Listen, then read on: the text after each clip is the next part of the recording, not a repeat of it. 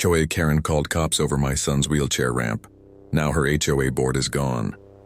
I'll never forget the way Karen's voice cracked when she realized she'd just threatened the wrong person. There was a moment, brief but oh so satisfying, where the smugness slid right off her face like rain off a windshield. But before I get ahead of myself, let me tell you how one woman's obsession with power turned into the downfall of an entire HOA. It all started on a warm Saturday morning in June. My son, Ryan, had just turned 22 and was moving into his very first place, his dream condo in a quiet community called Cypress Ridge. I was proud beyond words. He'd been through a lot growing up. Multiple surgeries, physical therapy, more hospital visits than any kid should ever have. But despite being in a wheelchair, Ryan never let it slow him down. This was his moment, and I was determined to make it a smooth transition. I pulled into the complex with a rented moving truck, my SUV trailing behind. Ryan was already there, beaming with excitement, the condo keys dangling from his neck. "Ready to make this official?" I asked. He grinned. "Let's do it." We hadn't even opened the back of the truck when she appeared. There she was, standing across the street, wearing a visor, a bright purple matching set from some designer, golf brand, and that tight-lipped expression that practically screamed, "I run things around here." "Excuse me," she called, striding across the road like a woman on a mission. "Who gave you permission to park here?" I looked around. No signs, no red curb, nothing.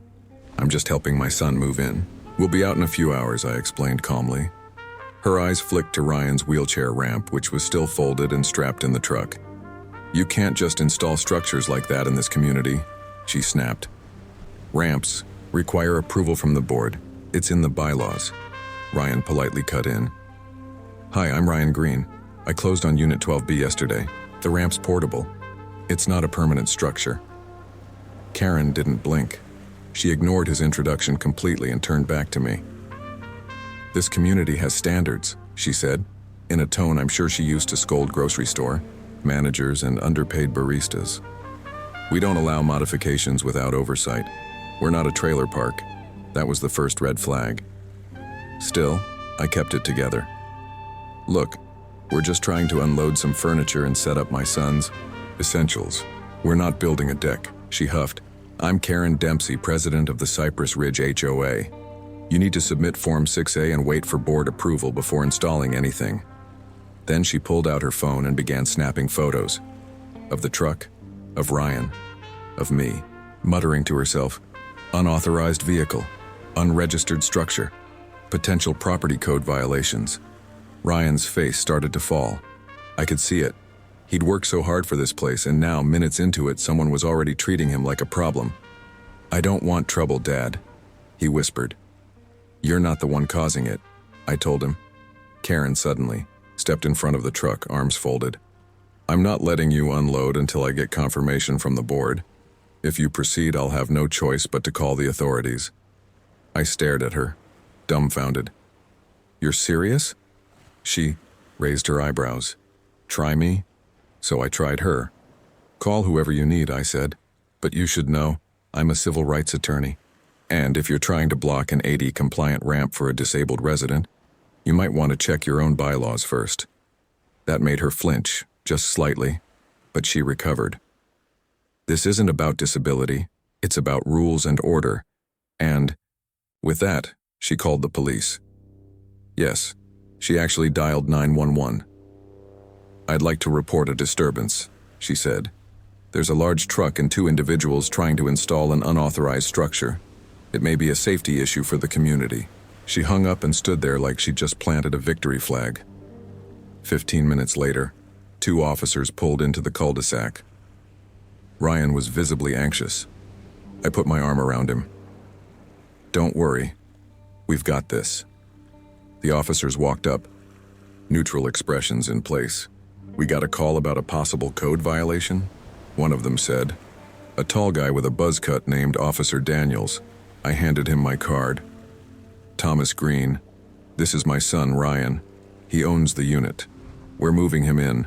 The ramp is portable and fully ADA compliant." Daniels glanced at the card.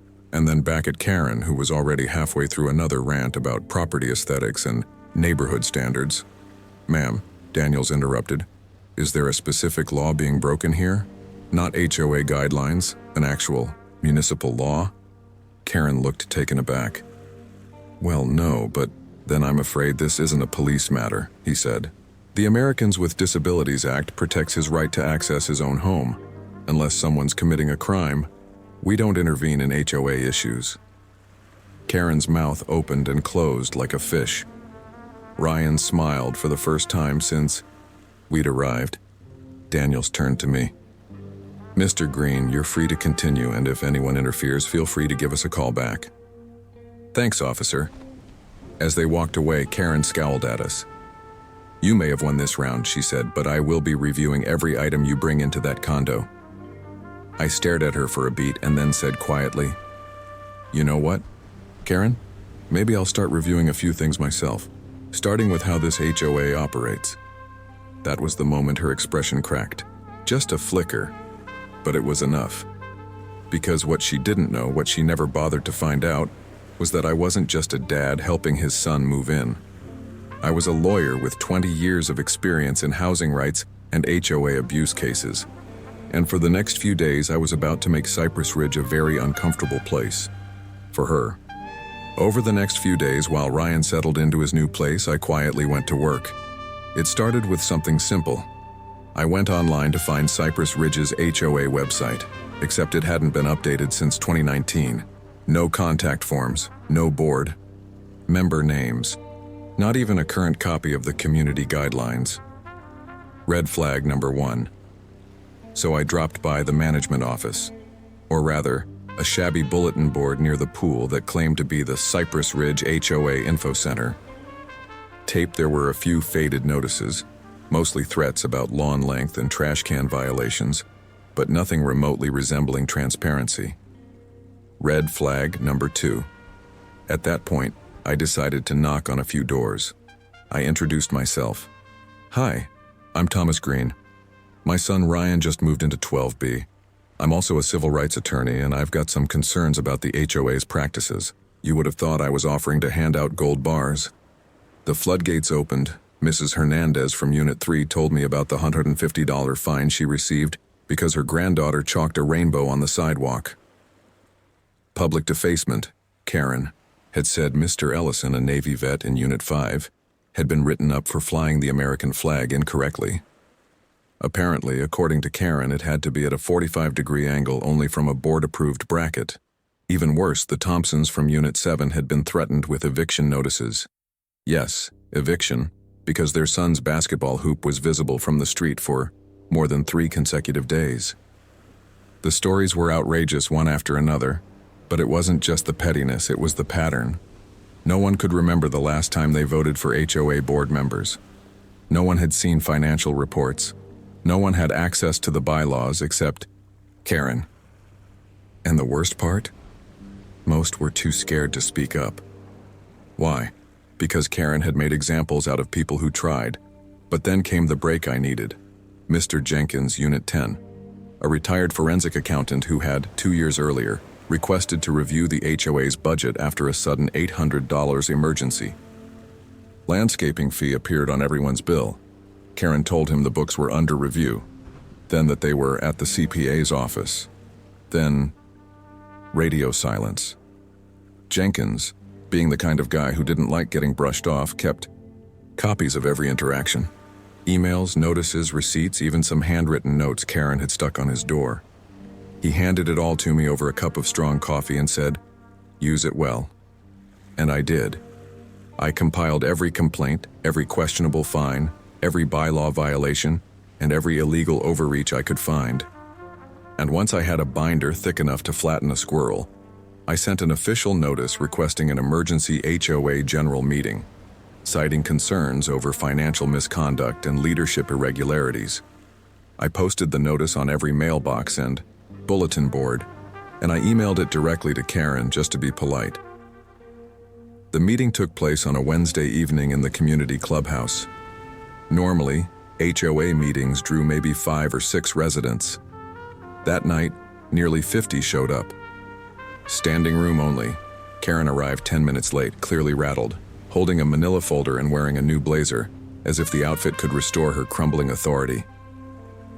"I'm calling this meeting to order," she barked, banging a cheap gavel on the plastic table. "Let's keep things civil," I stepped forward. "Thank you, Ms. Dempsey. As a resident and legal advocate for my son, I'd like to raise several motions per the community bylaws." She interrupted immediately. "Only board members can make motions." I smiled and held up the bylaws, highlighted, and bookmarked. Actually, Article 4, Section C states that any member in good standing can introduce a motion at a general meeting. The room stirred. Karen fumbled through her folder, flipping pages, but came up empty. "I move," I continued, "to conduct an independent audit of Cypress Ridge HOA's finances for the past 5 years." A man stood up in the back. "Seconded." "Also," I said, flipping another tab, "I move to open nominations for immediate board elections. There is no public record of a legitimate election in the last 6 years." Another second. Karen slammed her hands on the table. "You people don't understand what you're doing. I have kept this neighborhood beautiful and orderly for years." A woman near the front spoke up. "You fined me $300 for wind chimes." That shut her up fast. I continued. "Lastly, I move for a formal vote to remove the current board due to failure to meet state-mandated transparency and election requirements." The room erupted. People clapped. Some shouted, "About time." One guy fist-pumped like his team just won the Super Bowl. Karen looked around, realizing for the first time that she was alone. Even her usual loyalists, 2 older couples she always mentioned in emails, were nowhere to be seen. "We'll need a 2-3 vote to replace the board," I said. "Shall we take a count?" We did. Out of 61 eligible votes present, 55 voted in favor of dissolving the board and calling for new elections. 4 abstained. Only 2 voted against. Karen and someone named Rick, who, as it turned out, was her nephew.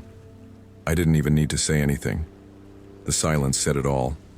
Karen stood up, trembling, and shouted, "This isn't over. You're all making a mistake. Without me, this community will fall apart." Someone in the crowd replied, "We'll take our chances." And that was that. Over the next month, the newly elected interim board brought in an independent auditor. The results? Missing funds, duplicate invoices, unauthorized expenses, including $4,200 in office upgrades that turned out to be Karen's home office remodel. She was ordered to repay over $18,000 in misused funds. Her real estate license was suspended. And after a complaint to the State Housing Board, she was banned from serving on any HOA board in the state for 10 years. The best part? Ryan got to keep his ramp. No hearing, no fine, no drama. Just freedom to live in his own home, in peace. The community is still rebuilding, but it's already better. The new board meets monthly. Budgets are published. Residents actually talk to one another now. As for Karen, the last I heard, she moved in with her sister 3 towns over. Some say she's trying to run for HOA there too. I wish them luck. They'll need it.